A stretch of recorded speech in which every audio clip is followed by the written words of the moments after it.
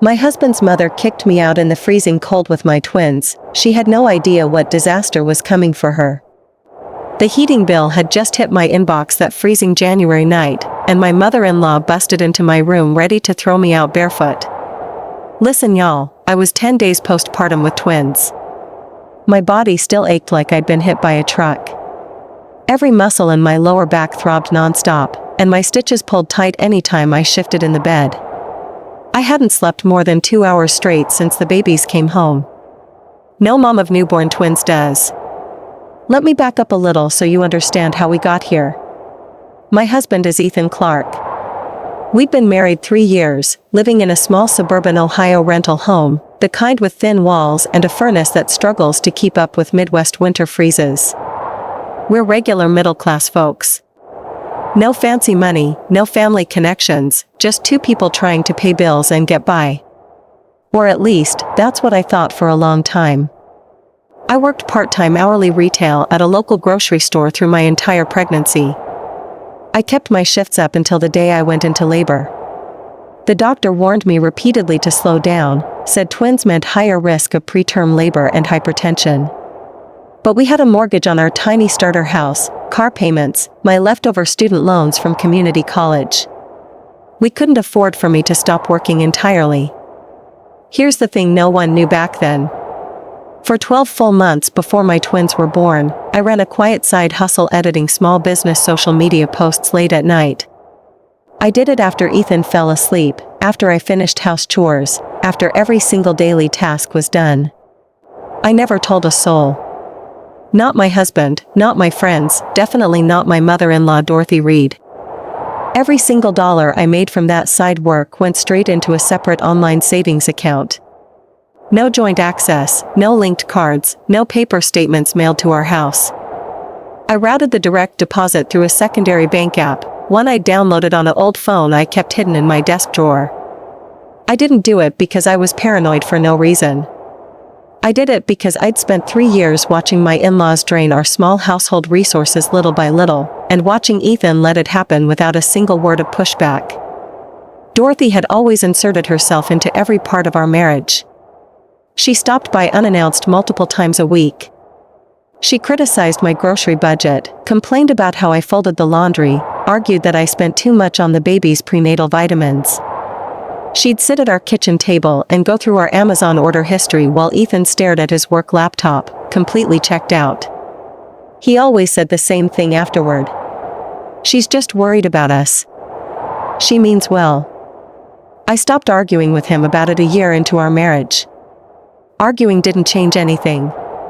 It just left me exhausted, crying late at night while he slept soundly beside me. So I started saving in silence. I watched Dorothy borrow $5,000 from us last summer for home repairs, money we'd saved for our emergency fund. She never paid it back. I watched Ethan cover his mom's monthly utility bill for 6 months straight, even when we were short on rent 1 month. I watched him lie to me about overtime checks, saying he hadn't gotten any extra pay, only for me to find a pay stub tucked in his jacket pocket showing he'd cashed a $2,000 bonus and given the entire amount to his mom for a new patio set. That's when I knew I needed a safety net. I couldn't rely on him. I couldn't rely on his family. I could only rely on myself. The day I gave birth to our fraternal twin boys was the day every last illusion I had about this family shattered. I went into induced labor at 37 weeks, checked into our local community hospital alone. Ethan showed up 40 minutes late, complaining about traffic and how his mom had needed help moving a box of old clothes that morning. He didn't bring my hospital bag. He didn't have my water bottle. He just sat in the waiting room scrolling social media until a nurse called his name. Labor lasted 14 hours. I pushed through contractions without him holding my hand, without him checking in on me, without a single word of encouragement. When the babies finally came, screaming and healthy, the first person he texted was his mom. Not me. Not our family group chat. Just Dorothy. She showed up at the hospital an hour later, pushed past the nurses like she owned the place, and immediately started critiquing my parenting before I even held my babies for the first time. She said I was too weak to breastfeed. She said my body was too fragile to care for 2 newborns. She said I'd been lazy throughout the pregnancy and hadn't prepared the house well enough for the twins. Ethan stood there and nodded along. He didn't defend me once. The nurse on duty that day, April Cox, pulled me aside later and squeezed my hand. She told me I'd done an incredible job, that most people don't survive twin labor with such grace. She whispered that I needed to be careful with my support system, or lack thereof. I smiled and thanked her, but I knew the truth already. I had no support here. We got home from the hospital on a Tuesday afternoon. The house was freezing.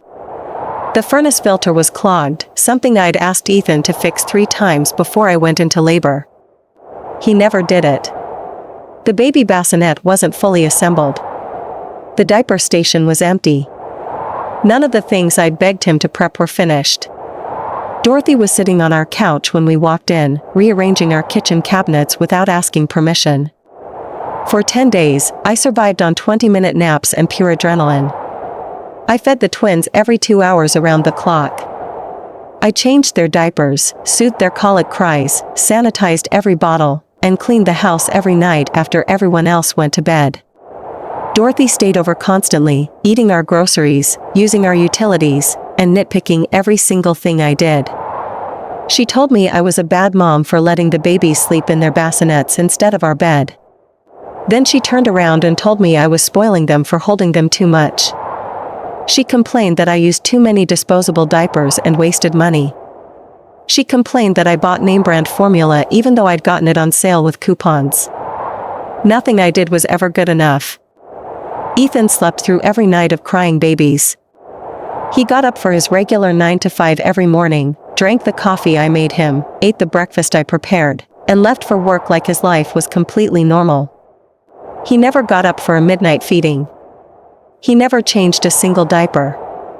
He never checked on me to see if I needed water, food, or 5 minutes to sit in silence. On the 10th night, the winter wind howled outside our windows. The temperature dropped to 12 degrees Fahrenheit. Snow stuck thick on the lawn, icy and sharp enough to burn exposed skin. I'd just finally gotten both twins down to sleep after 3 hours of nonstop crying. I was sitting up in bed, wrapped in a thin hospital gown and fuzzy slippers, my eyes burning with exhaustion, my body trembling from fatigue.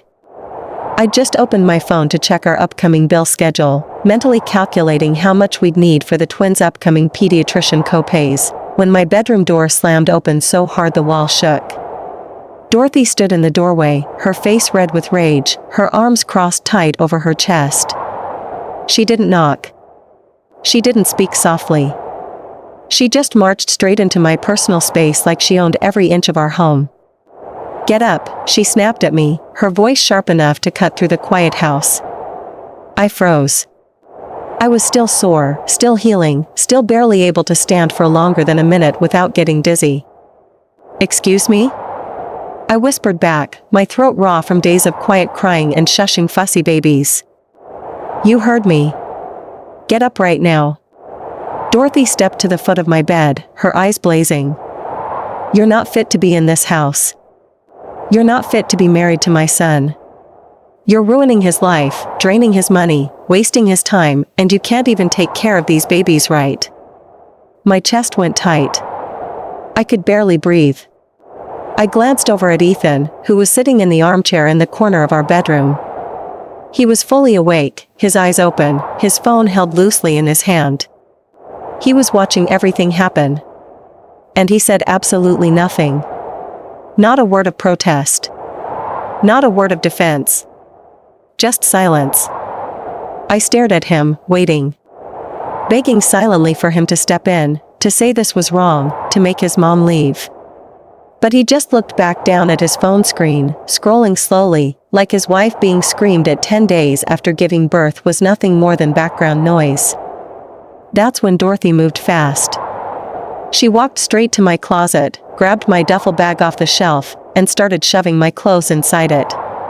She grabbed my toiletries from the bathroom counter, my postpartum recovery supplies, my phone charger, everything that belonged to me. She moved with a frantic, angry energy I'd never seen from her before. "Mom, stop," I tried to say, my voice shaking. "I just had surgery. I can't do this right now. The babies are asleep." "The babies are fine without you for 5 minutes," she yelled over me, cutting me off cold. "They'd be better off with me than a useless, lazy girl like you who can't keep a house, can't support my son, and can't even take care of 2 simple babies. You're a leech on this family." Leech. That's the word she used for me. A woman who'd worked through her pregnancy, who'd paid half the household bills every month, who'd given birth to his children, who'd sacrificed every ounce of her energy for this family for 3 years. I looked back at Ethan again. His jaw was tight, but he still didn't speak. He didn't move a muscle to stop his mom. He just let her pack my bag, let her hurl insults at me while our newborn sons slept peacefully in their bassinets beside the bed. Within 2 minutes, Dorothy zipped up my duffel bag, slung it over her shoulder, and marched toward my bed. She grabbed my arm tight, her nails digging into my soft postpartum skin, and yanked me hard enough that I stumbled out of bed. My sore legs buckled under me. I almost fell to the floor. "Get out," she screamed. "Get out of my son's house right now. You're no longer part of this family. You can freeze outside for all I care. Maybe the cold will teach you some gratitude." I was wearing nothing but my thin blue hospital gown and a pair of thin fleece slippers. No coat. No pants. No socks. No gloves. No hat. The winter air seeped through the cracks under the front door already, cold enough to make my teeth chatter just thinking about stepping outside. I stumbled backward, my hands flying to my stomach where my incision ached fiercely. "I just had twins," I said again, louder this time, desperate for someone to have basic human empathy. "I'm recovering from major surgery. It's freezing outside. Where am I supposed to go?" Dorothy laughed, a harsh, bitter sound. "That's not our problem. You made your bed, now lie in it. We've put up with your attitude long enough. Ethan's too nice to kick you out himself, so I'm doing it for him." I turned to Ethan, tears finally spilling down my cheeks. "Ethan. Please. Say something." He lifted his head then, finally looking at me. His eyes were empty. No guilt. No sadness. No anger at his mom. Just cold indifference. "Maybe it's best if you cool off for the night," he said quietly. "Don't make this harder than it has to be." Those words broke something inside me. 3 years of quiet endurance, 3 years of biting my tongue, 3 years of excusing his inaction and telling myself he was just a quiet person, just a mama's boy, just someone who hated conflict. All of it shattered in that single second. Dorothy didn't give me another chance to argue. She dragged me by the arm through the hallway, past the living room, straight to our front door. She unlocked the deadbolt, flipped the lock wide open, and shoved me hard from behind. I stumbled out onto the icy front porch, my slippers sliding on the frozen concrete. The second I was outside, she tossed my duffel bag out after me. It landed in a pile of fresh snow, half buried in white. Then she slammed the front door shut hard enough to rattle the windows. I heard the deadbolt click locked from the inside. I stood alone on that freezing porch in my hospital gown, wind whipping through the thin fabric, my entire body shaking violently. I could hear my twin boys starting to cry inside the house, their tiny, helpless wails echoing through the closed door. And no one was going to comfort them. No one was going to check on them. Not their dad. Not their grandmother. They were inside that warm house, safe and sheltered, while I stood locked out in the brutal winter cold. They thought I'd break. They thought I'd sit on their porch crying all night, begging to be let back in, willing to apologize for whatever imaginary crime they'd invented for me. They thought I had no family nearby, no emergency funds, no way to survive on my own with 2 newborns. They thought I was completely dependent on them for everything. But as I stood there freezing, listening to my babies cry, I pulled my old hidden phone out of my gown pocket, unlocked it, and stared at the screen. My private savings account balance stared back at me. $17,429. Saved penny by penny, hour by hour, late night after late night. A secret life raft I'd built for myself, just in case the day ever came that my marriage and my in-laws left me with nothing. And that day was right now. I pulled up my contacts, my fingers numb from the cold, and hovered over the number of the family law attorney I'd researched and saved 6 months prior. I'd never thought I'd need her this soon. But standing alone on that frozen porch, listening to my babies cry inside a house that had just abandoned me, I knew there was no going back.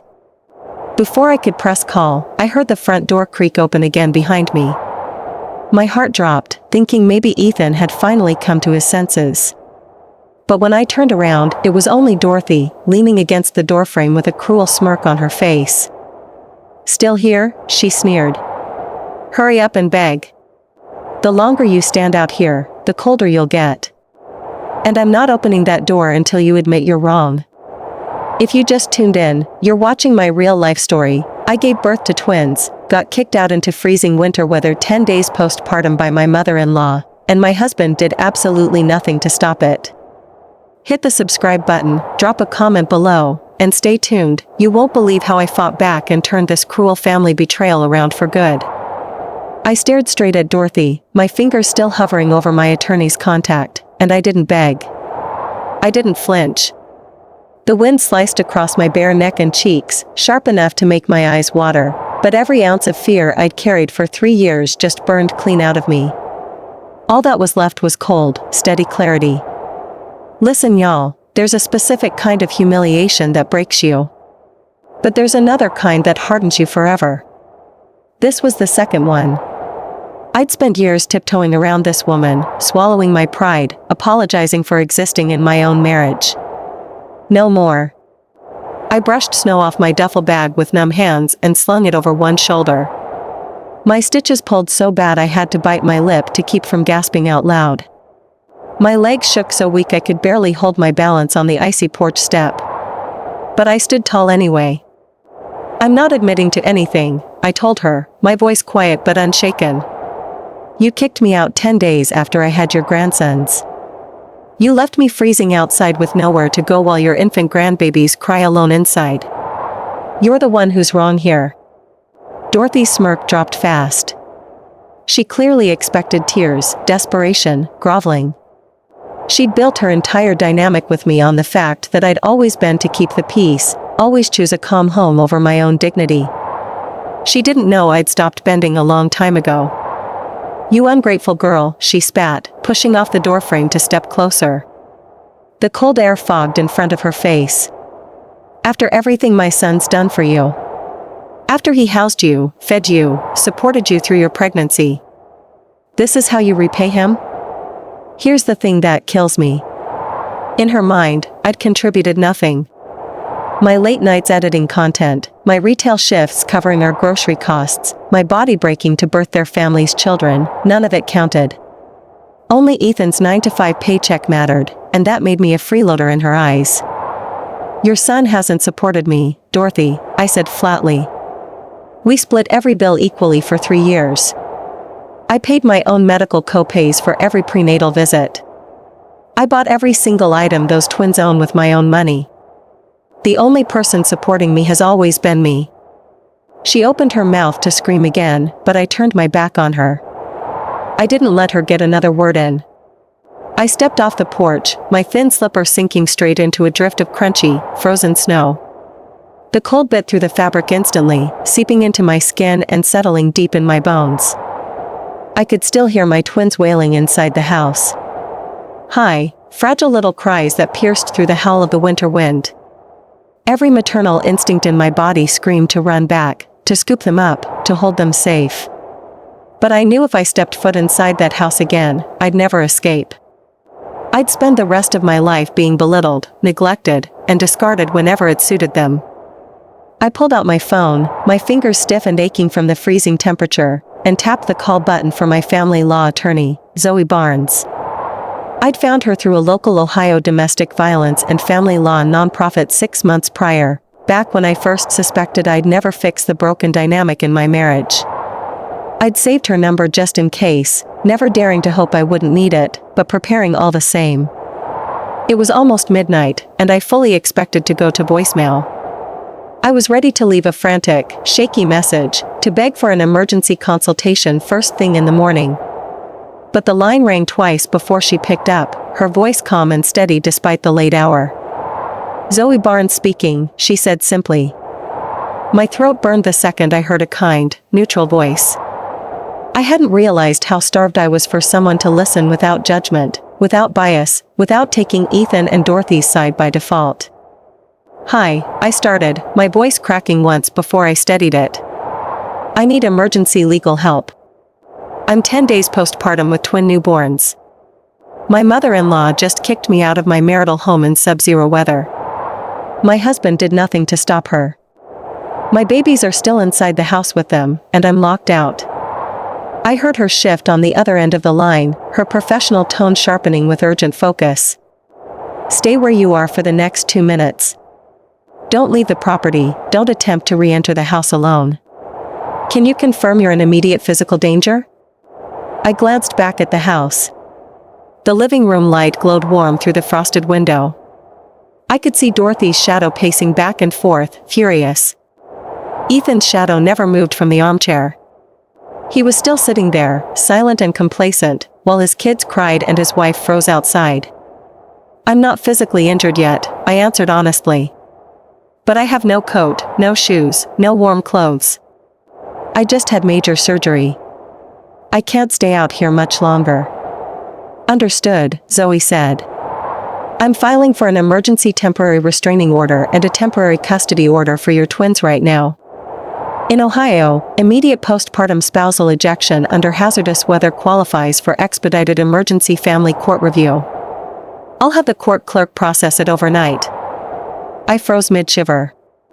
I'd researched basic rights, but I'd never known I could get court action this fast. I'd assumed I'd have to wait days, maybe weeks, to fight for my kids. "You can do that tonight?" I asked, disbelieving.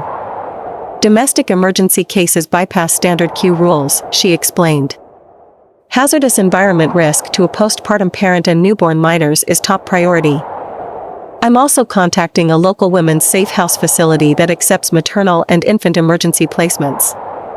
They have private suites with heating, infant care supplies, and overnight staff. I'll send a driver to pick you up within 20 minutes." Tears burned my eyes, but they weren't tears of sadness. They were tears of pure, overwhelming relief. For the first time in years, someone was fighting for me. Someone was prioritizing my safety and my children's safety over keeping a toxic family peace. While I stayed on the line with Zoe, documenting every detail of what had just happened for the official court record, I heard the front door open again. Dorothy stood in the doorway, arms crossed, watching me talk on the phone. Her face twisted with suspicion and anger. I knew exactly what she was thinking. She assumed I was calling a friend to beg for a couch to crash on, calling family to plead for help, calling someone to rescue me from my own choices. She never once imagined I was calling a lawyer to dismantle every single thing they'd built. "Who are you talking to?" she yelled out into the cold night. I didn't answer her. I didn't owe her a single explanation. I turned slightly away, keeping my phone pressed tight to my ear, and continued walking Zoe through the timeline of abuse and neglect I'd endured for years. I told her about the stolen emergency fund, the monthly utility payments Ethan made for Dorothy behind my back, the constant emotional harassment, the way they'd isolated me from friends and family bit by bit. Dorothy grew louder when I ignored her. She stepped all the way out onto the porch, snow crunching under her warm winter boots, wrapped in a thick puffer coat I'd bought her for Christmas the year before.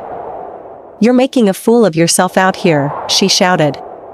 "Hang up that phone and get inside before you catch pneumonia and kill those babies with your reckless attitude." That was the sick, twisted game she always played. She hurt me, abandoned me, endangered me, then blamed me for the consequences of her own cruelty. If I got sick from the cold, it would be my fault for refusing to beg. If the babies suffered from the chaos, it would be my fault for disrupting the household peace. I finally glanced over at her, my voice steady as I spoke loud enough for her to hear. "I'm speaking with my family law attorney. We're filing for restraining orders, temporary child custody, and marital asset division. You can go back inside now. Dorothy's face went completely pale. Her confident, angry demeanor crumbled in an instant. She stared at me like she'd never seen me before, like the quiet, compliant daughter-in-law she'd bullied for years had suddenly transformed into a stranger.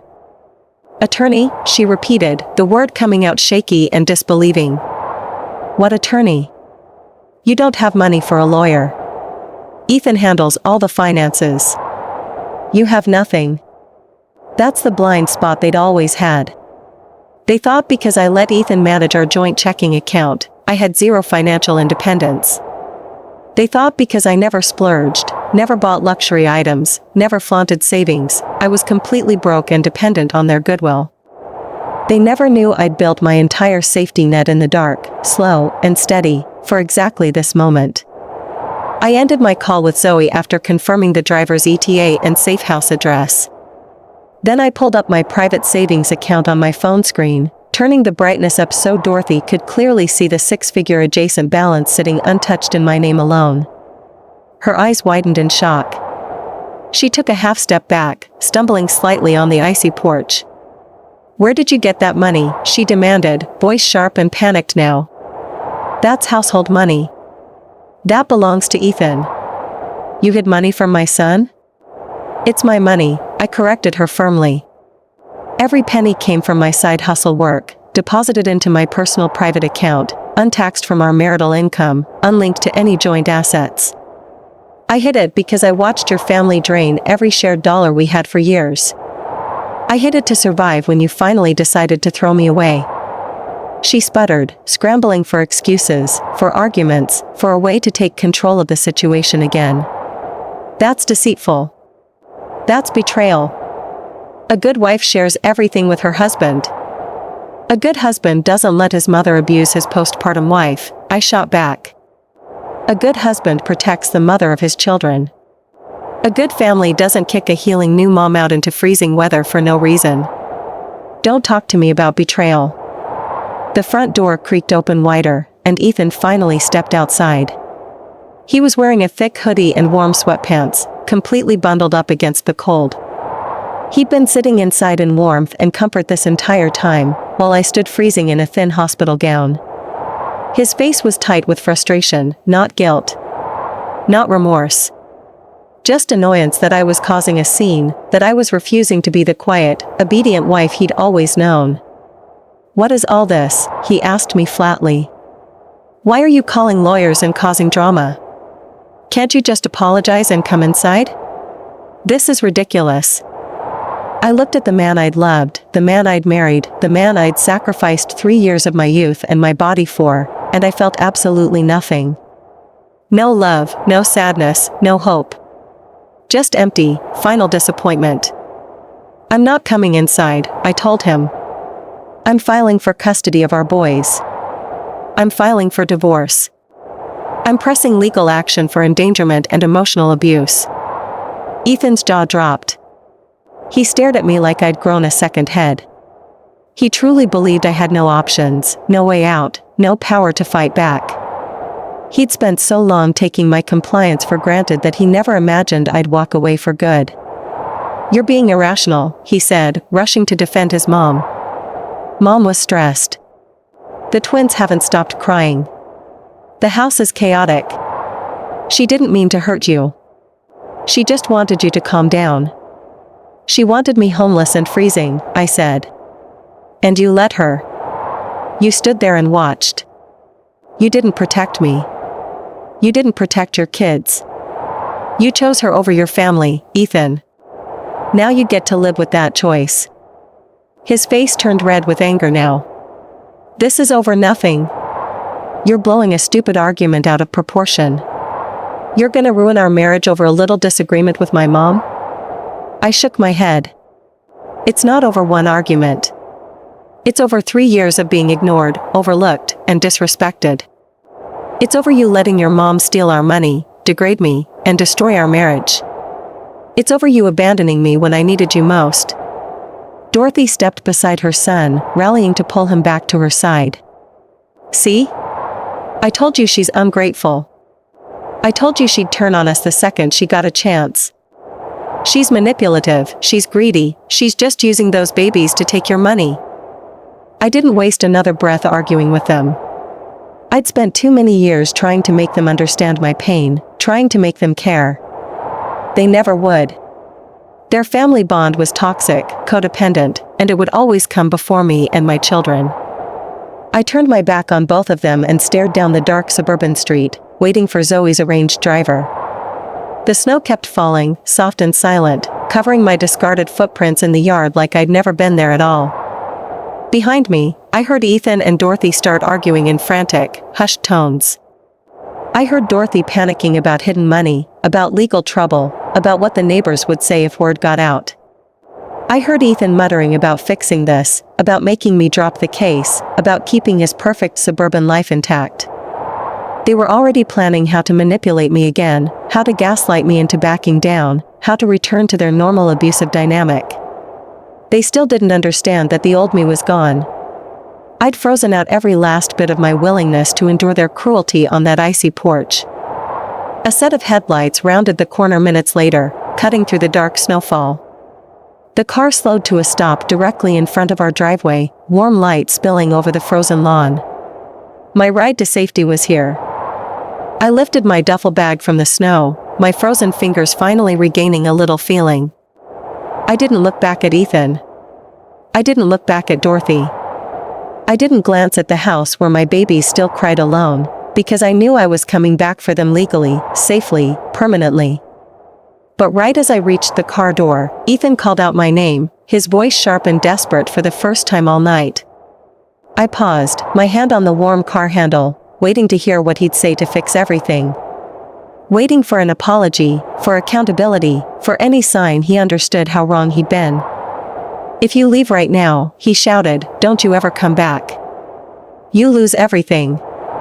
You lose your kids, your home, your life here.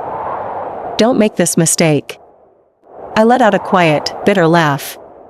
He still thought he held all the cards. He still thought he had the power to take my children away, to take my life away.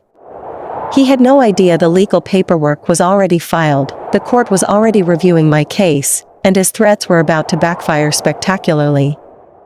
I slid into the back seat of the warm sedan without a single glance backward, shutting the car door hard enough to seal off the cold night and the toxic life I'd just left behind.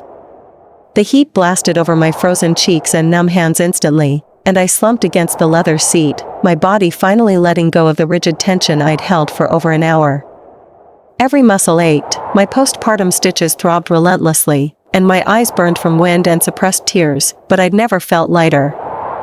The driver, a quiet middle-aged man named Roger Grant, gave me a gentle, sympathetic glance in the rearview mirror. He didn't push me to talk, didn't ask questions about why I was dressed in a hospital gown in the middle of an Ohio winter snowstorm. He'd clearly picked up dozens of women in my exact position before, hurt and abandoned and finally choosing themselves. "Safe house is 20 minutes out," he said softly, pulling away from the curb. "Staff's prepped a private suite, warmed up formula bottles, and laid out clean maternity loungewear for you. They know you're recovering from a twin birth, so they've got extra padding and pain relief supplies on hand." I nodded weakly, sinking deeper into the seat. Listen y'all, I'd spent 3 years surviving on the bare minimum of care, always putting Ethan's comfort, Dorothy's demands, and our household needs above my own. No one had ever prepped for my recovery, no one had ever prioritized my healing. This small, simple act of kindness almost broke me. My phone buzzed nonstop in my lap the entire drive. Ethan's name lit up the screen over and over again, followed by text after text, each one more frantic and manipulative than the last. At first, he sent angry paragraphs accusing me of ruining our family, of abandoning our kids for petty revenge. Then he switched to fake softness, claiming he'd talked Dorothy down, begging me to come home so we could fix things as a team. I didn't open a single message. I didn't answer a single call. I already knew his pattern. Anger first, then fake remorse, then subtle threats, all to lure me back into the cycle so they could go right back to neglecting and belittling me once I was trapped inside that house again. A few minutes later, the text stopped coming from Ethan's number. Seconds after that, Dorothy's name popped up instead. Her messages were less polished, pure unfiltered rage. She accused me of stealing her son's future, of brainwashing him, of hiding money to commit marital fraud. She even texted that I was an unfit mother for leaving my newborn babies behind, completely ignoring that they were the ones who'd locked me out and separated me from my infants. Here's the sick truth of it all: they didn't care about the twins. They only cared about how my choice to leave made them look.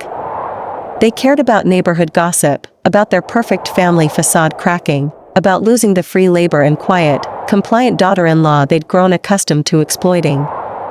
Halfway to the safe house, my attorney Zoe sent me a formal court confirmation screenshot. The emergency temporary restraining order was officially filed and approved by the county family court judge. The document barred both Ethan and Dorothy from contacting me directly, from coming within 500 feet of me, and from harassing or interfering with any legal proceedings regarding my minor children. My hands shook as I read the official legal wording, stunned that protection had come so fast. Zoe's follow-up text was short and firm: temporary sole physical custody motion is pending first thing morning. Court will prioritize maternal placement for postpartum twin infants. Start compiling all proof of household contribution and their neglect immediately. I stared at that message, a quiet, burning hope settling in my chest. For 3 years, I'd thought the law would side with the person on the lease, the person with the steady 9-to-5 paycheck, the person who appeared to be the stable parent. I'd feared my part-time retail hours and remote side hustle would make me look less legitimate in court. But Zoe's updates proved I'd been wrong all along. We pulled into the safe house parking lot soon after, a quiet, secure single-story facility tucked away in a tree-lined residential neighborhood, far from our suburban subdivision. The entire property had gated entry, outdoor security cameras, and private suite entrances, no shared hallways with strangers. It was designed specifically for vulnerable mothers and children escaping domestic turmoil, a far cry from the chaotic, toxic home I'd fled. A staff nurse named Amy Porter met me at the door, holding a thick fleece coat, fuzzy warm socks, and soft postpartum sweatpants in my size. She ushered me inside where the heat wrapped around me instantly, chasing away the last of the winter chill buried in my bones. "We reviewed your case notes," Amy said gently, guiding me down a private hallway. "We know you're 10 days postpartum with diastasis recti and healing stitches. No heavy lifting, no unnecessary stress. We've got all infant care essentials ready for when your children are placed back with you. Your suite has a private nursery nook, a hospital-grade breast pump, and a fully stocked mini fridge for your medical and dietary needs." Tears pricked my eyes again, but these were grateful tears. For the first time since I'd gotten pregnant, someone was catering to my recovery, not demanding I push through pain for everyone else's convenience. Back home, I'd pumped breast milk on the floor at 2 a.m. while Ethan slept, cleaned baby bottles with cold water because no one would wait for the hot water heater, and endured crippling postpartum fatigue alone every single day. The suite was small but perfect, warm and quiet and entirely mine. No one would barge in unannounced. No one would criticize my parenting or my spending or my rest schedule. No one would drain my energy for their own benefit. I sat down on the soft bed slowly, careful of my healing body, and finally let myself breathe deeply for the first time in 10 days. It was then that I noticed a missed voicemail from an unknown local number, left minutes after I'd gotten in the car. I pressed play, assuming it was a court clerk or safe house staff follow-up, but Ethan's shaky, desperate voice filled my ears instead. He'd called from a blocked secondary line, one I'd never known he had.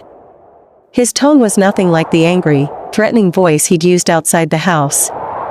He sounded scared, exhausted, and unraveling. "I don't know what to do without you here," his voicemail said quietly. "The twins won't stop crying. They won't take the bottle, won't settle down. Mom's pacing the house screaming, saying you planned this entire thing to ruin us." I didn't mean any of the things I said.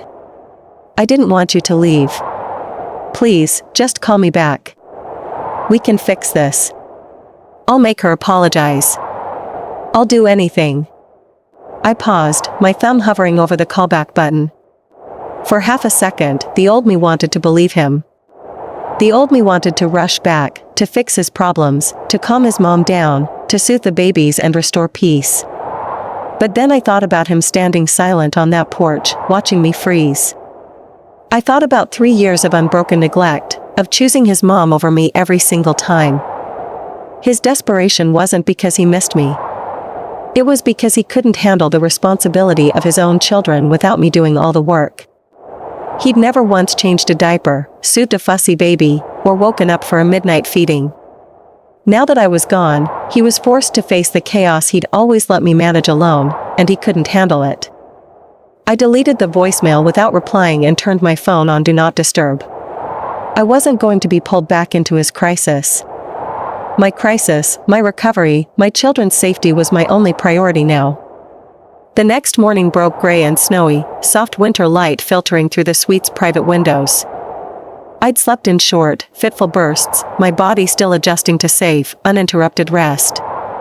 I woke up to a long, detailed email from Zoe, laying out every step of our legal strategy for the upcoming family court hearing.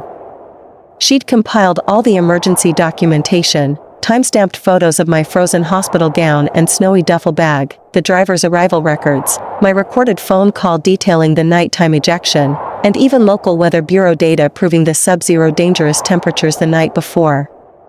She'd also pulled 6 months of my side hustle deposit records, proving my private savings were entirely separate marital property, earned independently without any contribution or assistance from Ethan. Buried at the bottom of the email was a twist I'd never anticipated, a small hidden clue that unraveled even more of their lies. Zoe had cross-referenced Ethan's bank statements, which we'd subpoenaed as part of asset discovery, and found recurring monthly cash withdrawals dating back 2 full years. Hundreds of dollars every single month, withdrawn in cash, no receipt records, no transaction notes, no explanation in his budget logs. The withdrawals lined up perfectly with Dorothy's random shopping sprees, her home decor upgrades, her weekly salon appointments she'd always claimed she paid for with her own retirement funds. I sat frozen on the bed, my coffee mug halfway to my lips, as I processed the new information. It wasn't just the one-time $5,000 loan or the utility bills. For 2 years, Ethan had been secretly siphoning off his paycheck, draining our joint household funds month after month to spoil his mom, while we scrimped and saved for groceries, while I worked overtime shifts to cover our children's upcoming medical costs. All while Dorothy called me greedy, all while she accused me of wasting money on trivial things, all while they both pretended I was the financially irresponsible one ruining their perfect household. Before I could fully digest the news, my phone buzzed with a new court alert text. The temporary custody hearing was moved up to that afternoon, fast-tracked due to the emergency endangerment filing. The court ordered Ethan to appear with both twins, with full documentation of overnight childcare and household safety protocols. I knew in that moment their house would fail every single safety check. The babies had cried unattended for hours the night before. The bassinet linens were unwashed. The feeding schedule was completely disrupted. Ethan and Dorothy had no clue how to care for twin newborns, and they'd never bothered to learn because I'd always handled everything alone. I spent the morning gathering my own proof, calm and methodical. I pulled 2 years of my retail pay stubs, my side hustle receipts, my prenatal medical bills, and photos of every baby item I'd purchased and assembled alone. I compiled screenshots of every time I'd texted Ethan begging for help with the twins, begging him to stop funding his mom's unnecessary expenses, begging him to prioritize our family. Every text went unanswered, every request ignored. It was a mountain of evidence proving my years of silent sacrifice, and their years of deliberate neglect. By noon, Zoe arrived at the safe house to pick me up for court. She sat with me for 20 minutes, walking me through judge expectations, reminding me to stay calm and factual, to focus only on the children's best interest rather than my personal anger or hurt. They're going to show up looking remorseful, she warned me. They'll put on a perfect family act for the judge. Dorothy will play the concerned grandmother, Ethan will play the regretful husband. Don't let their performance distract from the hard evidence. I nodded, slipping on the clean neutral sweater and jeans the safe house had provided me, my body steady despite the storm brewing ahead. I was ready to face them. I was ready to stop being the quiet, overlooked wife and start being the mother my twins deserved. But as we headed out the door to the courthouse, my phone pinged with a neighborhood security camera alert I'd set up months prior for our front porch. I opened the live feed preview, and my blood ran cold. Ethan and Dorothy were standing on our front lawn, packing twin bassinets, diaper bags, and every single baby supply we owned into the back of Ethan's truck. And worst of all, Dorothy was holding both swaddled twins in her arms at once, balancing them dangerously with no proper infant support, while Ethan recorded a video on his phone, clearly planning to use it as fake proof of their stable, loving childcare for the judge. I held my phone out to Zoe without a single word, my fingers tightening around the device so hard my knuckles whitened. The security feed played on loop in front of us, clear and unedited.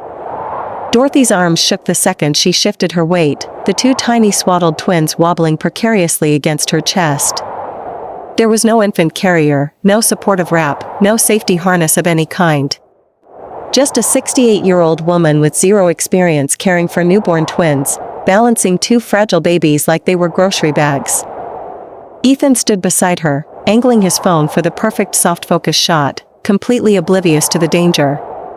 He smiled while he recorded, adjusting the lighting to make the snowy backyard look warm and idyllic, crafting a fake snapshot of peaceful family life to present to the judge. It was performance at its most calculated, and it was reckless beyond belief. Zoe leaned in, her eyes sharp and professional the second she saw the footage. She pulled out her own work phone, instantly saving the full timestamp security clip to our case file, tagging it as critical child endangerment evidence. "This changes everything," she said firmly. Ohio Family Court prioritizes immediate physical safety above all else. Holding two newborn twins without proper support is a direct safety violation. Transporting them unsecured in a truck is an additional criminal endangerment risk. Listen y'all, I'd spent every day since the twins were born studying infant safety guidelines. I'd taken free online newborn care courses through our county health department, watched endless pediatric nurse tutorials, and followed every hospital discharge rule to the letter. I'd never once moved my babies without a secured carrier, never held both at once without backup support, never cut a single safety corner. Meanwhile, Ethan and Dorothy were risking our children's lives just to win a court argument. We rushed out to Zoe's car, and she dialed the court clerk's emergency line while we drove. She notified the judge's chambers of the active safety violation, sending over the security footage mid-drive. By the time we hit the courthouse parking lot, the court had already issued a verbal mandate: Ethan was prohibited from transporting the twins independently. A county child welfare officer would meet them at the courthouse doors to inspect the infants and oversee their arrival. My chest loosened for the first time all morning. I didn't want to walk into that courtroom angry. I wanted to walk in prepared, grounded, focused only on protecting my boys. The courthouse lobby was quiet and sterile, the air cold and filtered, packed with the low hum of quiet conversations and distant courtroom chatter. We waited 10 minutes before Ethan and Dorothy walked through the front doors, and I almost didn't recognize the act they'd put together. Dorothy had traded her usual loud, casual sweats for a modest knit sweater and slacks, her hair neatly styled, no trace of the screaming, vicious woman who'd thrown me out in the snow the night before. She carried a designer diaper bag I'd never seen before, likely purchased that morning to sell her devoted grandmother persona.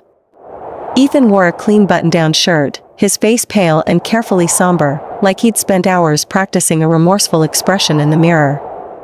He held one twin in a store-bought baby wrap, Dorothy held the other, and they moved slowly, softly, deliberately, putting on a quiet, loving display for anyone watching. If I hadn't seen the security footage, if I hadn't lived through their years of neglect, I might have believed it too. They looked like a calm, caring family, steady and stable and capable. It was the most convincing lie they'd ever told. The second they spotted me, though, their mask slipped. Dorothy's jaw tightened, her eyes flashing with unspoken fury.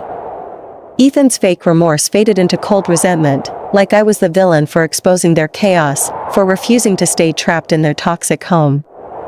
The child welfare officer, a calm, neutral woman named April Cox whom I'd coincidentally met at the hospital after my birth, intercepted them before they could step into the courtroom.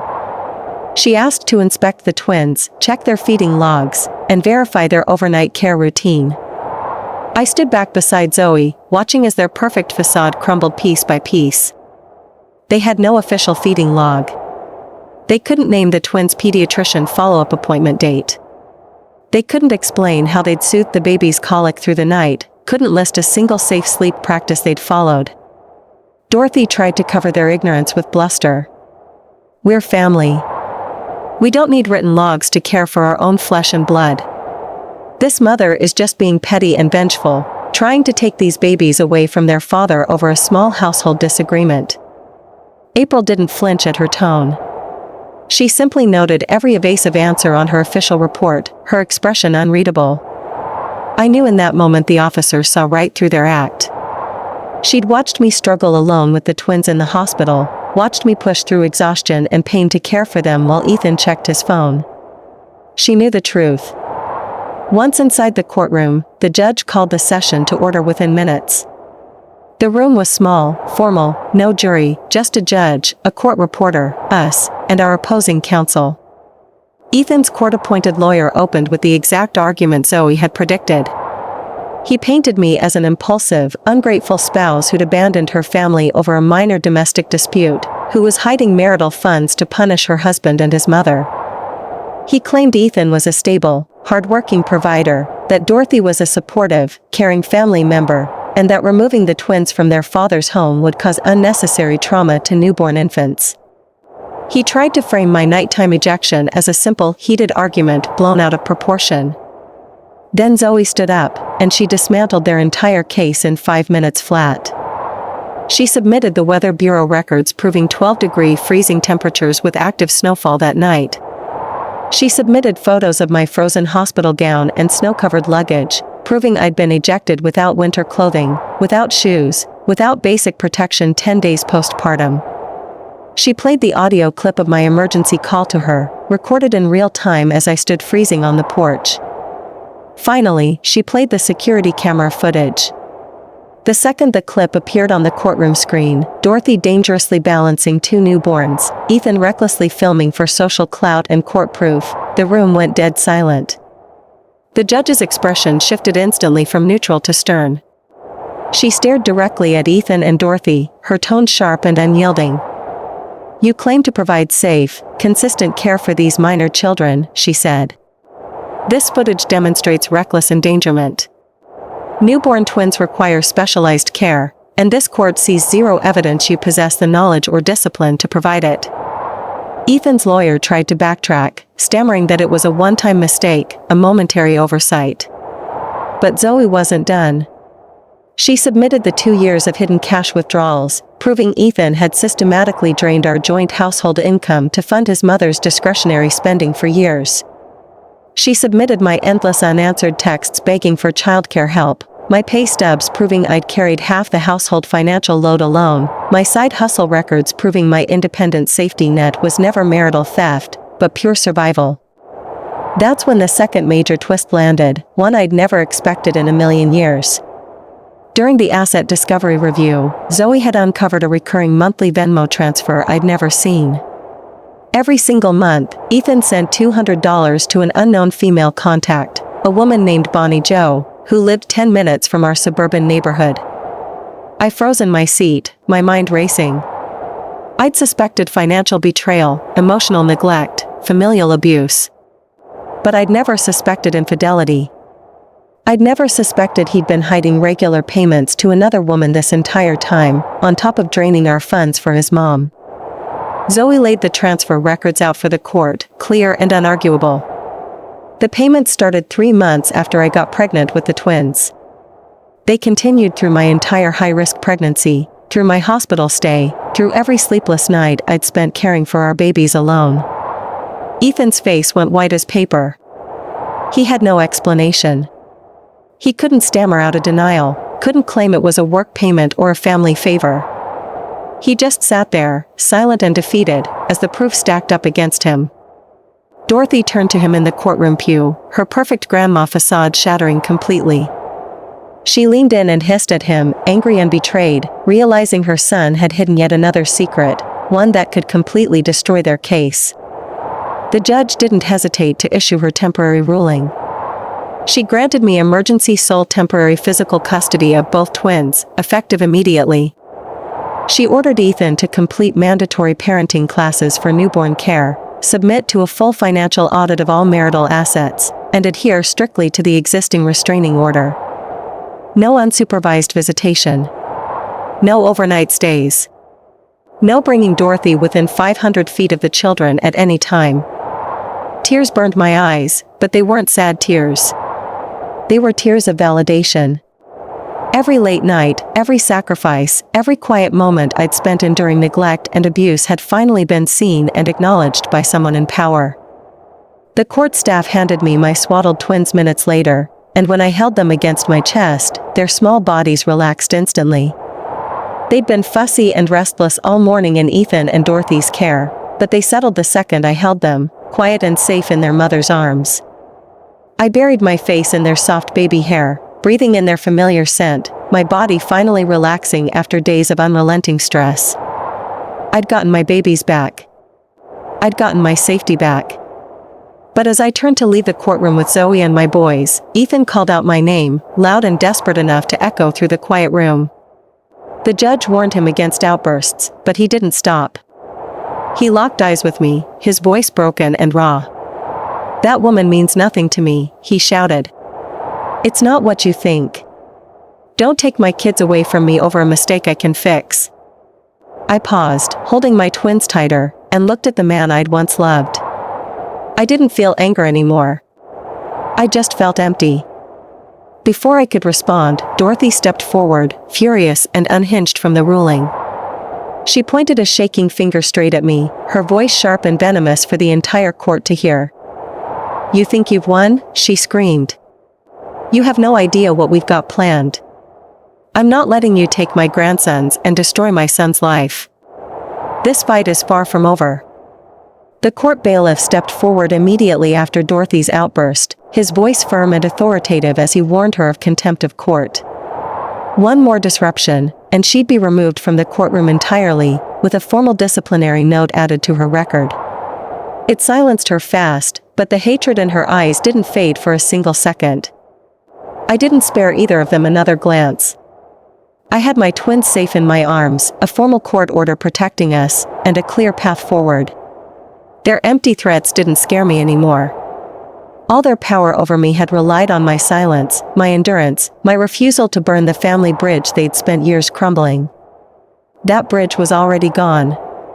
I walked straight out of the courtroom, Zoe falling into step beside me, the quiet gurgle of my baby boys the only sound that mattered. The cold courthouse air no longer felt oppressive. For the first time in my entire marriage, I wasn't walking on eggshells, wasn't waiting for the other shoe to drop, wasn't sacrificing my peace to keep toxic people comfortable. Once we were outside in the bright winter sunlight, Zoe broke the quiet, walking me through the next steps of our case. She explained the full financial audit would take 4 to 6 weeks to finalize, covering every joint account, every hidden withdrawal, every undisclosed transfer Ethan had made over the course of our marriage. The Venmo payments to Bonnie Joe would be fully investigated, with formal records pulled to confirm the nature of the transactions and any ongoing relationship. Listen y'all, I didn't even care if it was full-blown cheating or just regular hush money. The truth didn't change the outcome. He'd prioritized paying a stranger over stabilizing our family budget. He'd hidden recurring expenses from his pregnant wife while I worked overtime to cover twin prenatal costs and household bills. That betrayal alone was enough to solidify every choice I'd made. Zoe also confirmed the temporary restraining order would remain active indefinitely, with a formal review hearing scheduled for 2 months out. Dorothy was legally barred from contacting me, approaching me, or interacting with the twins in any capacity. Ethan's supervised visitation schedule was set to start 3 days later, limited to 2-hour public meetings at a county family center. No private home visits, no unsupervised time with our sons. They'll likely file a motion to modify custody in a few weeks, Zoe told me honestly, no sugarcoating the hard parts. Dorothy has enough stubborn pride to keep fighting this out of spite, and Ethan will follow her lead to avoid conflict. But we have overwhelming evidence of endangerment, financial deception, and long-term neglect. The odds of the ruling shifting are extremely low. I nodded, adjusting the swaddled twins in my arms. I expected them to fight. I expected them to drag this out. Toxic families don't let go easily, especially when they lose the compliant person they've spent years exploiting. I was prepared for the long haul. We headed back to the safe house after the court hearing, and the quiet warmth of my private suite felt like a genuine home for the first time. I laid the twins down in their clean, safe bassinet, watching them drift off into peaceful, undisturbed sleep. No one hovering to criticize my every move, no one ignoring their cries, no one risking their safety for a petty power play. Over the next 3 days, I fell into a gentle, steady routine I'd never gotten to experience before. I napped when the twins napped. I ate full meals without rushing. I tended to my postpartum healing, took my prescribed pain medication on schedule, and followed every recovery guideline my doctor had given me. The safe house staff checked in regularly, brought me fresh meals, helped with bottle sanitizing, and let me rest without judgment or interruption. It was the first self-care I'd allowed myself in 3 years, and I quickly realized how deeply depleted I'd been. I'd been running on pure adrenaline and maternal guilt for so long I'd forgotten what it felt like to be cared for, to prioritize my body and my mental health. During those 3 days, Ethan blew up my lawyer's phone nonstop. He sent lengthy apology texts, recorded voice notes begging for forgiveness, swore he'd cut all contact with Bonnie Jo, promised to limit his mother's interference completely. He claimed he'd grown up, that he'd realized his mistakes, that he'd be a better husband and father if I'd just dropped the divorce and let us go home. I never read a single message. I never listened to a single voice note. Zoe handled all communication, filtering out his desperate pleas and formalizing all legal correspondence. I knew his apologies were empty. He wasn't sorry he'd hurt me. He was sorry he'd gotten caught. He was sorry he'd lost his free childcare, his uncomplaining wife, and his ability to funnel family money to his mom and his secret contacts without pushback. The first supervised visitation day arrived cold and gray. I arrived at the county family center 10 minutes early, settling the twins in a stroller, calm and prepared. Ethan showed up alone, no Dorothy in sight, dressed neatly, his face tired and genuinely remorseful for once. He sat across from me through a glass partition for the first 10 minutes of the visit, quiet and awkward, no excuses, no arguments. He watched the twins sleep, his eyes softening in a way I'd never seen before. For a split second, I almost felt a flicker of sadness for what we could have been. But then he spoke, and all that fleeting sympathy vanished. "Can we just try again?" he asked quietly, leaning forward like he was sharing a secret. "I'll block Bonnie Jo. I'll stop giving mom money. I'll do the parenting classes, I'll help with the babies, I'll do everything you want. Just don't divorce me. Don't take my family away." I stared at him blankly. "You already took our family away the night you stood silent and let your mom kick your postpartum wife and newborn kids out into the snow," I said evenly. "There's nothing left to fix." His jaw tightened. The remorse faded, replaced by the same old stubborn entitlement I'd grown to hate. "This is cruel. You're punishing me for one mistake. Everyone messes up in marriage." "This wasn't one mistake," I corrected him. "This was 3 years of choosing everyone and everything over me and your kids. 3 years of letting your mom abuse me.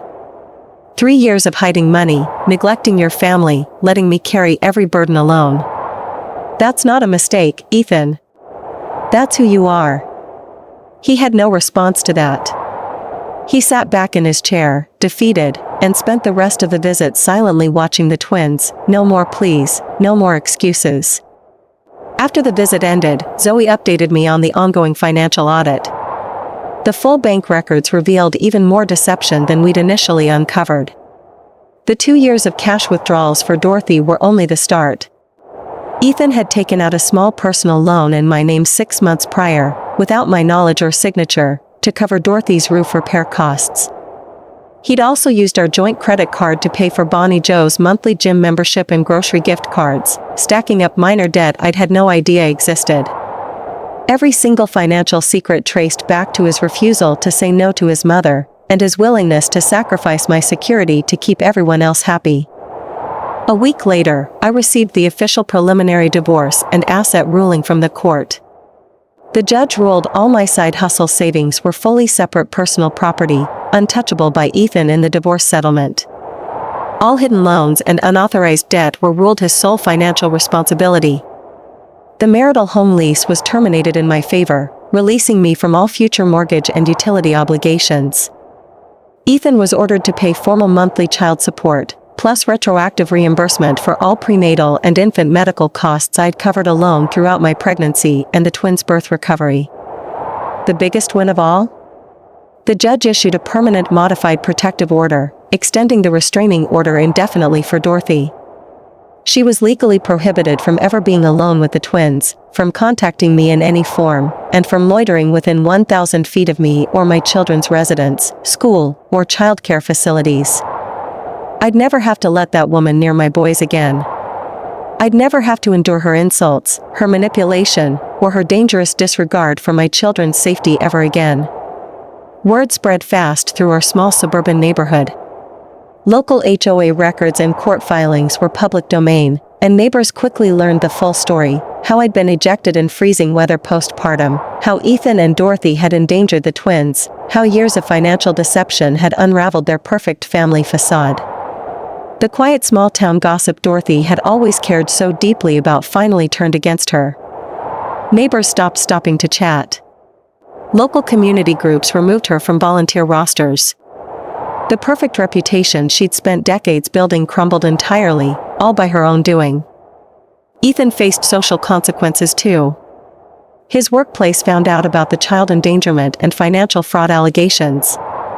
He wasn't fired, but he lost his upcoming promotion and annual raise, benched from all client-facing team projects indefinitely. The stable provider image he'd clung to was shattered in every way that mattered to his career and community standing. I didn't celebrate their downfall. I didn't take joy in their suffering. I just felt free.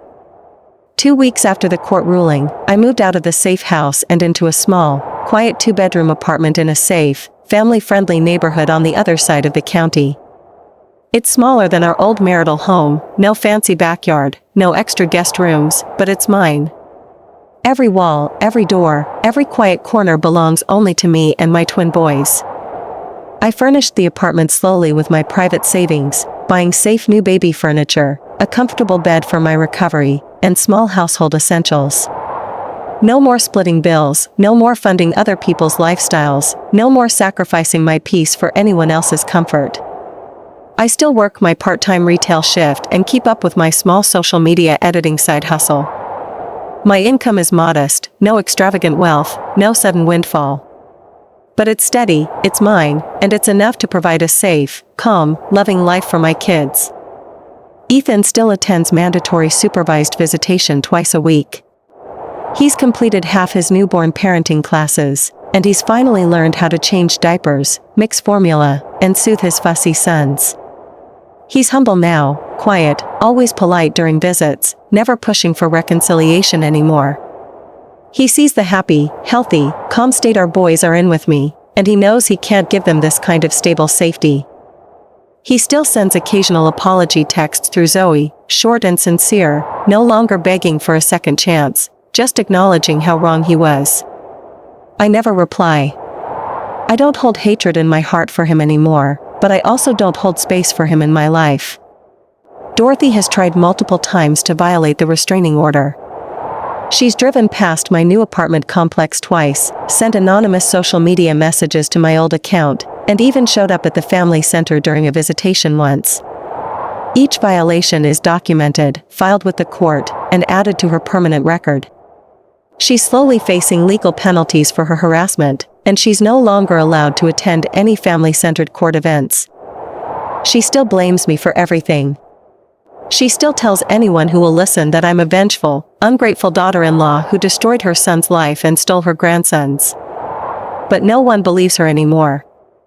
The court records, the security footage, the endless proof of her cruelty and negligence speak for themselves. Last night, I stood in my quiet living room after putting both twins down for bed. The heat was steady and warm, the house silent and peaceful. I held my phone in my hand, scrolling through my private savings account, not out of fear or survival anymore, but out of gratitude. That secret money wasn't just cash. It was my safety net. It was my escape. It was proof that I'd spend years preparing for the day I'd have to choose myself, even when everyone else told me to stay and suffer. I didn't win a perfect happy ending. There's no fairy tale resolution here. I'm a single mom of twin newborns, navigating divorce, co-parenting, and postpartum recovery alone. Some days are hard. Some nights I'm exhausted beyond words. Some days I grieve the marriage I'd hoped for, the family I'd dreamed of having. But I have peace now. I have safety. I have my boys, healthy and loved and protected. I have my dignity back, the dignity they tried to freeze away on that brutal winter night. They thought I'd break. They thought I'd beg. They thought I had nothing and no one to turn to. But they were wrong. I had myself. And that was always more than enough. This toxic marriage and cruel family ordeal didn't break me, it made me stronger. I walked away with my twins, my dignity, and my freedom, and I'm finally building the peaceful life my babies and I deserve. Let me know in the comments if you think I made the right choice, subscribe for more real raw life stories, and tell me what you think Ethan and his mom truly deserved in this situation.